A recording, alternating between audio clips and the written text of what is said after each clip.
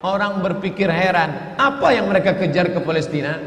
Andai ada orang ingin merebut Irak, masuk akal. Merebut Irak karena banyak sumur-sumur minyak. Andai ada mau ekspansi ke Kuwait, masuk akal.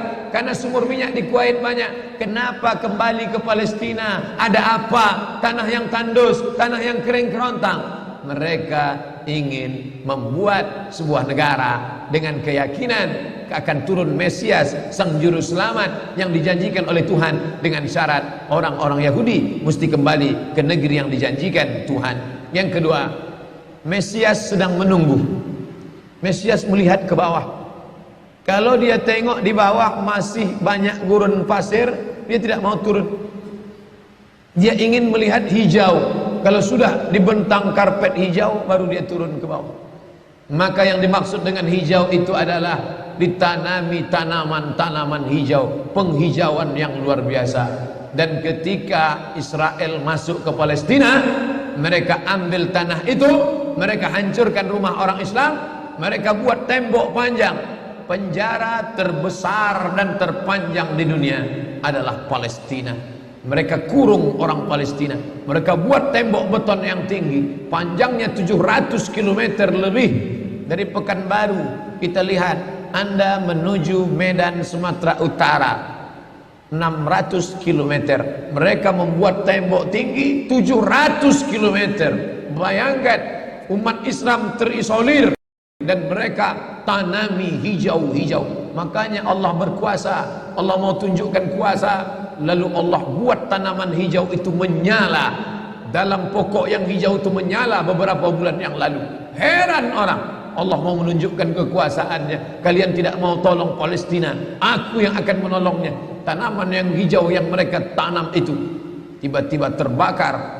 Tidak ada yang bisa mematikannya. Sampai-sampai reporter wartawan Amerika mengatakan, tidak ada yang bisa mematikan kebakaran ini kecuali Tuhan, karena Dia yang membakarnya. Mengerti keadaan kita zaman sekarang. Jangan sampai dikatakan Palestina bukan urusan kita.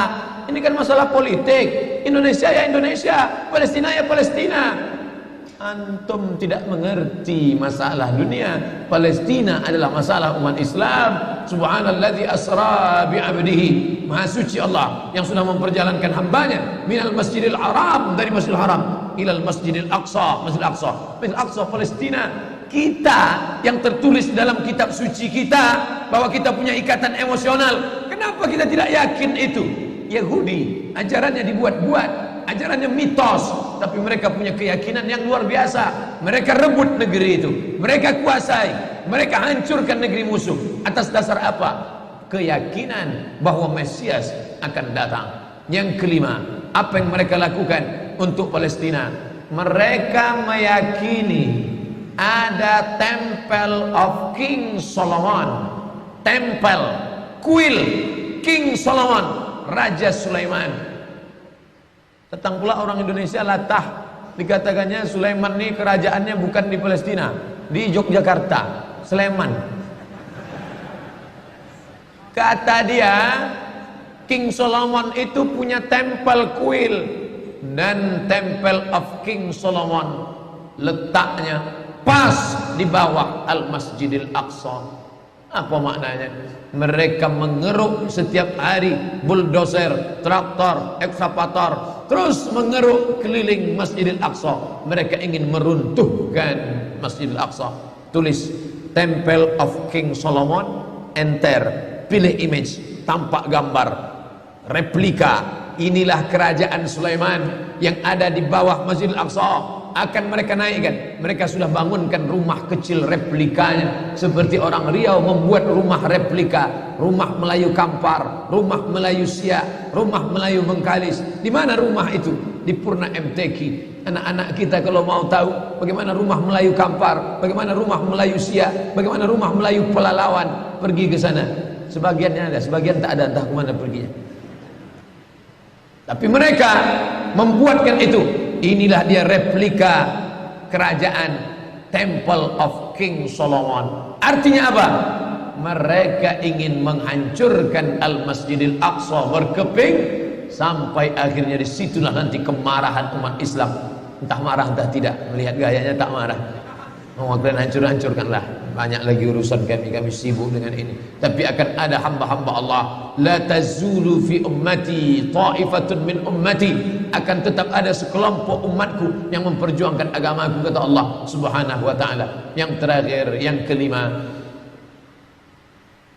akan turun Mesias. Kapan itu terjadi? Ketika terjadi perang besar.